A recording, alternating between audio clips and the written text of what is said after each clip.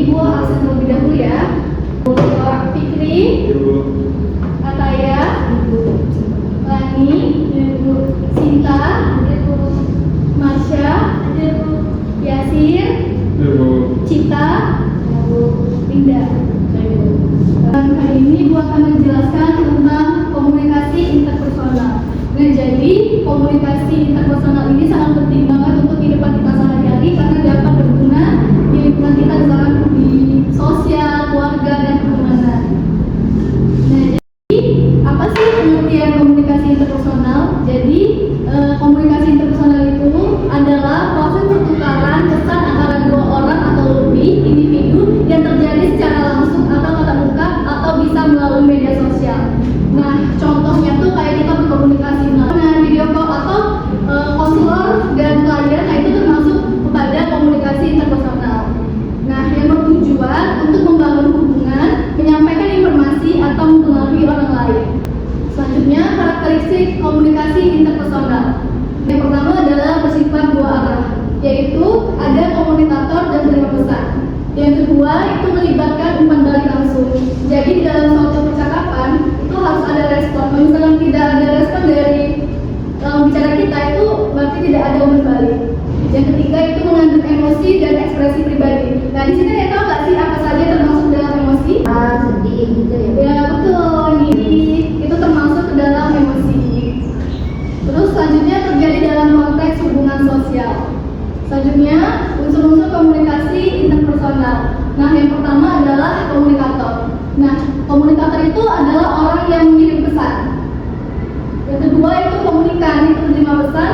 Yang ketiga adalah pesan, itu informasi atau isi komunikasi. Yang selanjutnya adalah media atau salurannya seperti telah dijelaskan tadi, seperti misalkan melalui WA atau bisa secara langsung. Selanjutnya ada umpan balik dan konteks situasional atau gangguan. Nah, contoh gangguan atau menyesal seperti ini. Nah, kalian dengar nggak ibu ngomong apa? Nah, itu adalah salah satu contoh gangguan atau noise dalam komunikasi interpersonal. Selanjutnya, faktor yang mempengaruhi. Nah, yang pertama adalah persepsi, yaitu cara individu memahami pesan. Kedua, emosi, perasaan yang menyertai komunikasi. Yang ketiga, nilai dan budaya atau latar belakang yang mempengaruhi makna. Selanjutnya adalah pengalaman masa lalu yang menuntut respon serta bahasa tubuh dan intonasi. Nah, lanjut ke jenis komunikasi interpersonal, yaitu pertama verbal, kata-kata, bahasa lisan atau tulisan. Non-verbal, yaitu ekspresi wajah, gestur, nada suara atau postur. Yang selanjutnya adalah simpatik dan empatik, yaitu merespon dengan perasaan. Nah, misalkan nih, ibu berbicara pada kalian, ibu bilang kayak, aku sedih banget hari ini. Apakah pesan verbal dan verbalnya selaras?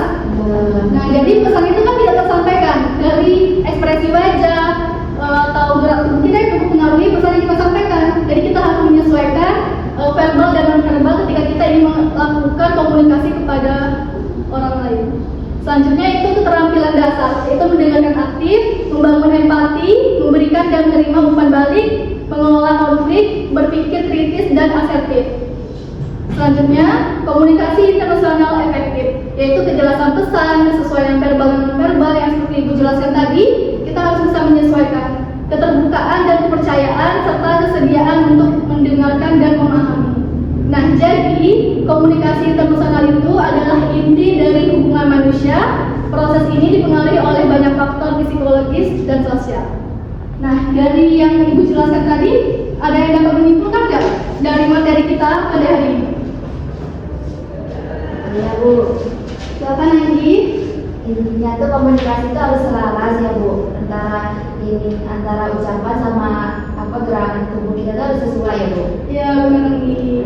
Itu yang saya simpulkan.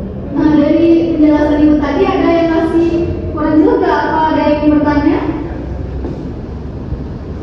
Udah Bu, cukup Bu. Kalau misalkan cukup, Ibu akhiri kuliah kali ini.